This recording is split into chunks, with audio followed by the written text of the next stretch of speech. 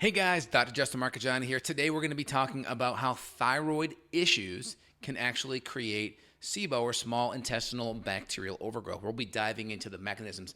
Again, a lot of times we talk about how gut issues can create thyroid, but today we're going to reverse it. We're going to talk about how thyroid issues can impact the gut. We'll dive in. We'll look at some of the research that's come out recently on this topic. So I'm excited to dive in. Before we do, please smash that like button. Really helps the search algorithm. Love to see your comments down below. So this article came across my desk recently. It's an older article, but I wanted to go over it. The link between hypothyroidism and small intestinal bacterial overgrowth. So it talks about a couple things. 50% of people who are hypothyroid actually have SIBO, right? And so it's way more than the regular population, which is interesting. And we know that thyroid impacts metabolism, and we know that metabolism has a major impact on the migrating motor complex. So we've seen right here, due to disturbances in motility, motor dysfunction results in altered motility and transit time thyroid disease. So the more thyroid issues we have, the more motility issues we have. So very interesting. So this is a study here. I got notes on this. I'm going to go through my notes here in a second because it's a longer study. But really the big thing is we're looking at how the migrating motor complex is impacted by low thyroid. This was the interesting one. It's been reported that SIBO has been present in more than half patients with hypothyroidism, which is very interesting because that's much compared with 5% in the control group, right? That's interesting. So that's a much, much higher level there. So the correlation is statistically significant, if you will, right? So let's go dive into some of my notes. I want to break it all down for you guys. All right, so this was some fascinating stuff. So in the study, it showed hypothyroidism significantly slowed down esophageal and gastric motility. So we have this migrating motor wave complex that happens where wave-like contraction, partly stimulated by the parasympathetics, help move food through the intestinal tract. And so when we have low thyroid function, our migrating motor complex is down. Now, other things can spill into this: low hydrochloric acid, low enzymes, increased sympathetic nervous system tone. All these can have a major impact on that migrating motor complex.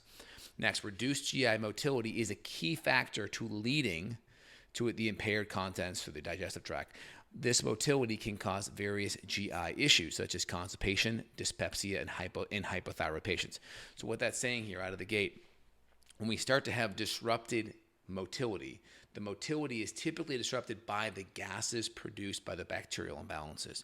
So if we start to have more methane gas or hydrogen gas, that can influence the motility. So bacteria can have an impact on the gases that thus have an impact on the motility. But also in reverse, the thyroid hormone also has an impact on the motility. So they're kind of like two-lane highways. Like, yes, the bacteria imbalances can impact the gut, but also the thyroid hormone can impact the gut. And of course, dyspepsia just means like indigestion, like just poor digestion after you eat a meal, that bloating, that uncomfortableness, and then of course constipation is that lack of motility. Altered GI motility is a major risk factor for small intestinal bacterial overgrowth. We know that because the methane and the hydrogen are typically associated with constipation, diarrhea. A lot of SIBO patients get diagnosed typically with IBS-C or IBS-D, right? IBS-C is constipation. Digestive issues with constipation is the hallmark. And IBS just means it's a diagnosis of exclusion. So that means they've ruled out IBD, Crohn's, ulcerative colitis, those kind of things. Or it's IBS-C, which is irritable bowel syndrome with constipation. And again, that means they've ruled out the same IBD issues. Normal small intestinal motility helps prevent bacterial overgrowth by clearing bacteria.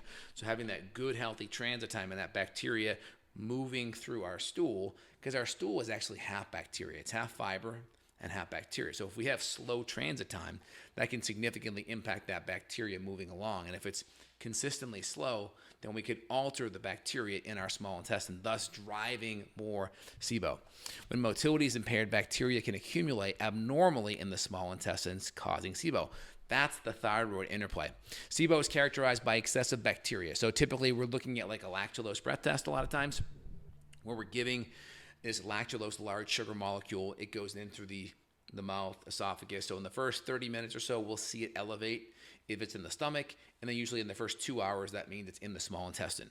Lactulose is usually good for small intestine. They'll normally give more glucose if they want to look at stomach. But that's a good way to look at those gases because the molecule essentially is too big to absorb. And if and it can feed a lot of the bacteria in the gut. And so if we start to see these big elevations in the bad bacteria, the methane and hydrogen come out. If we don't have the bad bacteria, that lactulose is not going to feed the other bacteria, not the same way.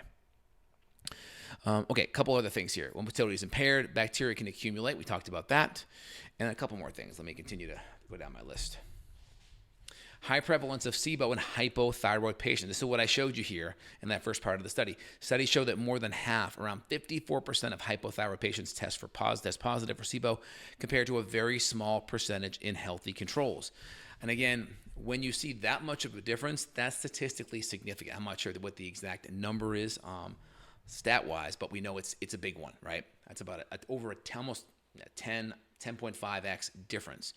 So the impact is the SIBO causing the thyroid? Is it the fact that, hey, you have SIBO, now the SIBO is driving the thyroid, or is it the thyroid is impacting the SIBO?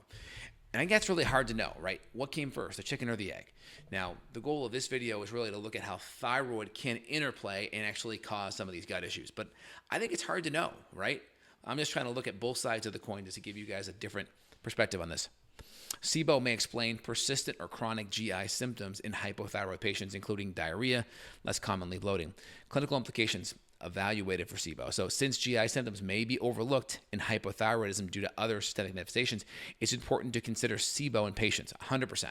Anytime I see someone who has a thyroid issue, we are looking at the gut. We know the gut is the cornerstone where all the nutrients come in and they get metabolized, all the B vitamins. If we're looking at things thyroid-wise, we're absorbing our iodine, we're absorbing our selenium, our magnesium, our zinc. All these things play a really important role. CoQ10, especially if we have an inflamed gut. Remember, 80% of thyroid issues are autoimmune, and 80% of our immune system is in the gut.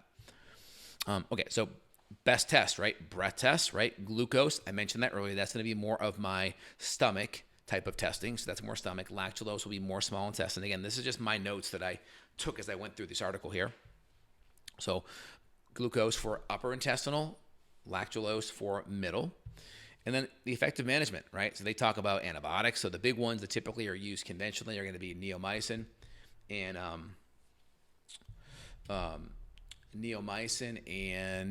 rifaximin or rifaxin are the two big ones.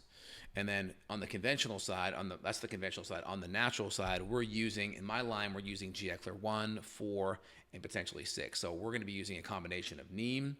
We're going to be using golden seal at high doses. We're going to be doing high-dose golden seal or berberine. We're going to be doing burdock root because I always want to work on lymphatics. I find when people have a lot of gut inflammation, if we don't get the bacteria out and we get a lot of sludginess and poor lymph, then that can really create a lot of die-off issues. So we add a lot of burdock in there, and we'll do binders too. But I always make sure someone has good motility before we start killing, because like this article talked about, if we don't have good motility and it slows down and we reabsorb that bacteria, that can create a lot of Herxheimer's. So again, the big antibiotics are the neomycin or the rifaximin or Xifaxan. Xifaxan or rifaximin are basically the two different names. And again, probiotic-wise, right? Bacillus is a big one. Bacillus can be very helpful. It helps with the other bacteria kind of gaining a foothold. The bifido, the lactobacillus, the different subspecies, the Saccharomyces. It helps the other bacteria gain a foothold. It competes out with some of the bacteria that compete with the probiotics, the bifido, and the lacto. And so it really helps that grow, which is really good. And again, treating hypothyroidism alone may not resolve the gut issue. So that's why we don't want to only treat the thyroid. Let's say someone has low T3. We don't want to just only support the T3, only fix the Hashimoto's, only fix the nutrients for thyroid conversion. We want to also, maybe we have low stomach acid. Maybe we have low enzymes. Maybe we also have Hashimoto's and low antibodies too. Maybe we have low bile too. Maybe we have floating stools and we're not breaking down our fat well too. Maybe we have a lot of low probiotics too. Sometimes we have to bring that in, but it's just not the right time to bring that in. So I hope this makes sense. Just giving you a different spin on how thyroid can impact the motility, but also the gut and the motility and the malabsorption and the immune function or dysfunction can also impact the thyroid, especially because 80% of our immune cells live in the gut. And if most thyroid issues are autoimmune, we always got to look at the gut. All right, guys, I hope you enjoyed today's video. If you did, please let me know in the comments down below. Love to see what you have to say about it. And if you want to dive in, if you have a thyroid issue and you're worried about your thyroid maybe impacting your gut or your gut impacting your thyroid, please feel free to reach out to my staff and team. We see patients worldwide using a functional medicine philosophy and perspective. We do labs all over the world where we can look deep at the root cause and figure out where the underlying dysfunction is coming from. All right, guys, enjoyed the video. Give me a thumbs up. Again, this is Dr. J here signing off. Have an awesome day. Take care. Bye.